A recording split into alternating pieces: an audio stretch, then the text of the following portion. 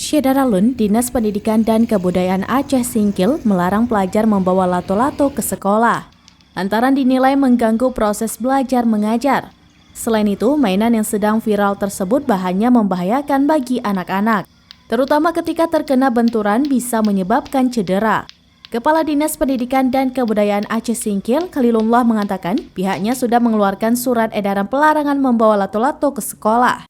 Ia meminta guru menyampaikan edaran tersebut kepada orang tua agar tidak memfasilitasi anaknya membawa dan bermain lato-lato di sekolah.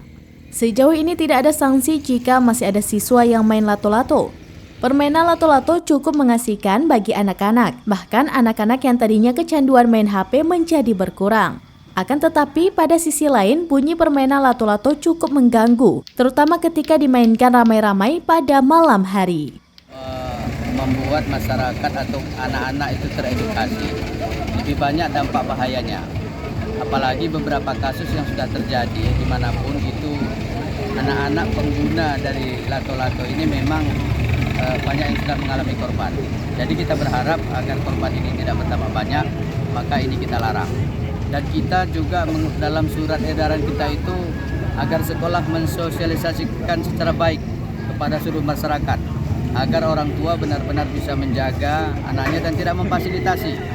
Kita berharap ini secara ketat dilakukan agar tidak hanya di lingkungan sekolah, bahkan kalau bisa di masyarakat permainan lato-lato ini dihentikan. Sejauh ini di tempat kita apakah sudah ada korban?